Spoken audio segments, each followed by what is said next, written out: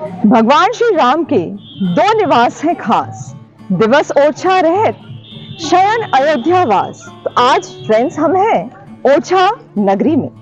ओरछा नगरी के राजा वैसे तो मधुकर शाह थे, लेकिन जब भगवान श्री राम इधर आए तो मधुकर शाह जी यहाँ से टीकमगढ़ चले गए और यहाँ के राजा हो गए राम, यानी राम राजा सरकार। इस मंदिर का अपना ही एक इतिहास और एक कहानी है।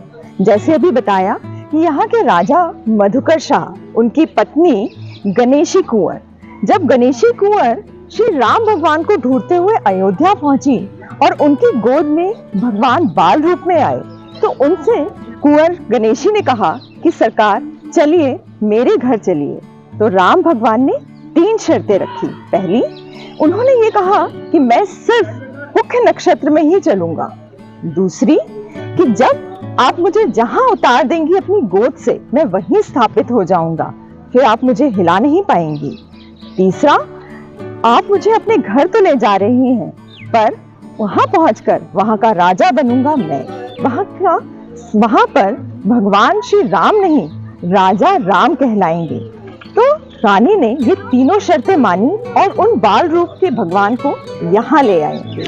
मधुकर शाह जी कृष्ण भक्त थे और रानी गणेश कुंवरी राम भक्त थी, और इनमें प्रतिस्पर्धा भी इसी बात की हुई थी कि जो अपने भगवान को प्रकट कर देगा उसकी भक्ति सर्वश्रेष्ठ। तो देखिए, भक्त भी आपस में कैसे खेल खेलते हैं और उनके खेल को चरितार्थ करने के लिए भगवान भी क्या क्या लीला करते हैं। और यही कारण है कि भगवान अयोध्या के तो राजा हैं ही, इसके अलावा वो ओरछा के भी राजा हैं। तो चलिए हम चलते हैं राम राजा सरकार के दर्शन करने और बताते हैं कि उनके मंदिर का स्वरूप कैसा है।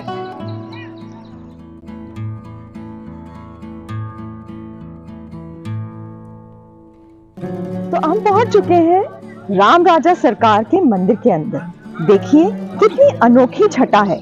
जब वो यहाँ पहुंची तो चतुर्भुज मंदिर, जैसे कि आप पीछे देख रहे हैं, बन तो चुका था पर उसमें कुछ कमियां रह गई थी। तो राजा ने ये कहा कि अभी इन्हें घर पे स्थापित करके कुछ दिनों बाद इनको मंदिर में विराजमान करेंगे।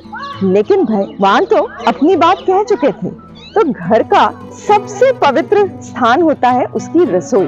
तो भगवान को ये सोच के कि इनका राज अभिषेक करके इनको स्थापित करेंगे, लेकिन जब इन्हें उठाने की कोशिश करी तो वो कभी नहीं हिले। तो इसीलिए जिस मंदिर में अब हम खड़े हैं वो राम राजा सरकार का मंदिर है, और यही रसोई फिर भगवान की मंदिर और यही कारण है कि अभी भी अयोध्या से कम नहीं लग रहा है। ओरछा आप देख सकते हैं कि चारों तरफ मेला जैसा नजर आता है। देश विदेश के जो श्रद्धालु हैं वो भगवान राम के दर्शन करने इधर आते हैं। तो दिन में रामजा राम रहते हैं ओरछा में और रात में जाते हैं वो अपनी नगरी अयोध्या।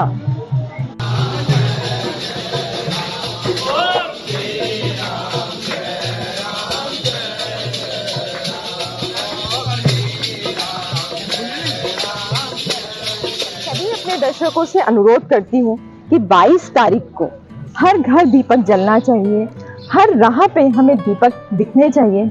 ऐसा लगना चाहिए कि हम यहाँ ओरछा में भगवान राम का, राजा राम का, सरकार राम का स्वागत करने के लिए अपनी पलकें बिछाए बैठे हुए हैं। नमस्कार। नमस्कार।